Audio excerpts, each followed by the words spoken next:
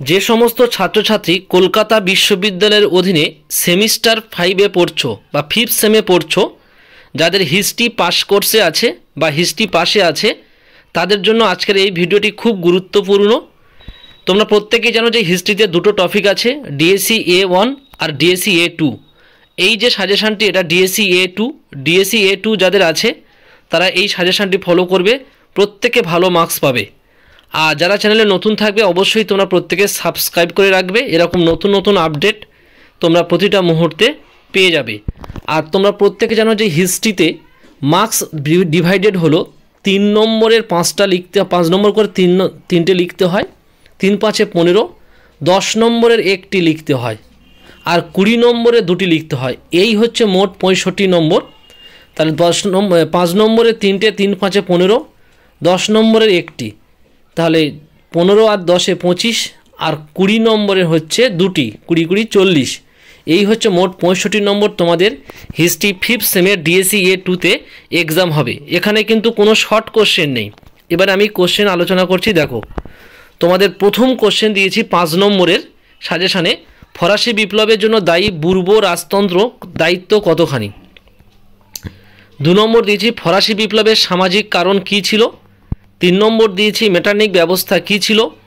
4 নম্বর দিয়েছি 1848 সালে ফ্রান্সের ফেব্রুয়ারি বিপ্লবের প্রত্যক্ষ কারণ কী ছিল। 5 নম্বর দিয়েছি রক্ত ও লৌহ নীতিকে তুমি কিভাবে ব্যাখ্যা করবে। 6 নম্বর দিয়েছি কল্পনাশ্রয়ী সমাজতন্ত্র বলতে কী বোঝো। 7 নম্বর দিয়েছি ন্যাসি সোভিয়েত আক্রমণ চুক্তির স্বাক্ষরের প্রেক্ষাপট আলোচনা করো। এমস টেলিগ্রাম কি, লোকার্নো চুক্তির গুরুত্ব। এই হচ্ছে তোমাদের 5 নম্বর কোশ্চেন। এই কয়টি প্রশ্ন পড়লে তোমরা প্রত্যেকে কিন্তু 5 নম্বরে যে 3টি লিখতে হয়, তোমরা প্রত্যেকে কিন্তু প্রশ্ন কমন পেয়ে যাবে। এবার আমি 20 নম্বর আলোচনা করছি আর 10 নম্বর তোমরা দেখো।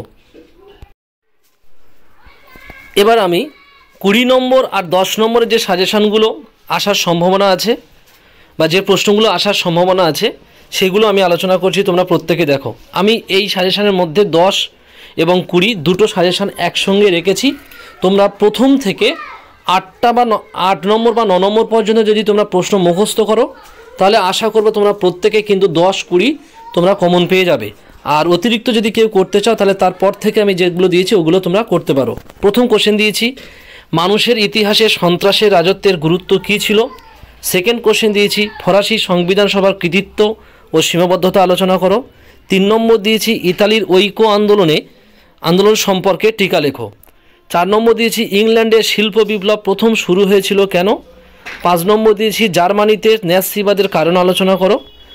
6 নম্বর দিয়েছি 1917 সালে রুশ বিপ্লবের প্রেক্ষাপট আলোচনা করো। 7 নম্বর দিয়েছি মহাদেশীয় অবরোধ কিভাবে নেপোলিয়নের পতন ত্বরান্বিত করেছিল। 9 নম্বর দিয়েছি ইতালিতে ফ্যাসিবাদের উত্থান কিভাবে ব্যাখ্যা করবে। এই 9টি প্রশ্ন যদি কেউ মুখস্থ করে তাহলে আশা করব তোমরা 20 নম্বর ও 10 নম্বরের প্রশ্ন কিন্তু তোমরা কমন পেয়ে যাবে। অতিরিক্ত আমি কয়েকটি কোশ্চেন দিয়েছি, যদি কেউ অতিরিক্ত করতে চাও তাহলে সে এই প্রশ্নগুলো করতে পারো। অতিরিক্ত কয়েকটি প্রশ্ন দিলাম তোমাদের, যদি কেউ মনে করে এগুলো মুখস্থ করতে পারো। নেপোলিয়নের অভ্যন্তরীণ সংস্কারগুলি আলোচনা করো। নেক্সট দিয়েছি 1848 সালে ফেব্রুয়ারি বিপ্লবের কারণ ও ফলাফল আলোচনা করো। নেক্সট দিয়েছি দ্বিতীয় বিশ্বযুদ্ধের কারণ আলোচনা করো। এই প্রশ্নগুলো মুখস্থ করলে তোমরা করতে পারো, এগুলো আসার সম্ভাবনা আছে।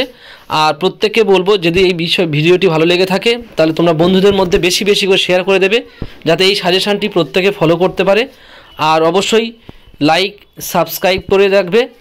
আর প্রত্যেককে বলবো যে যদি কোনো কিছু জানার থাকে কমেন্টস করবে, আমি কমেন্টসের উত্তর দেওয়ার চেষ্টা করব।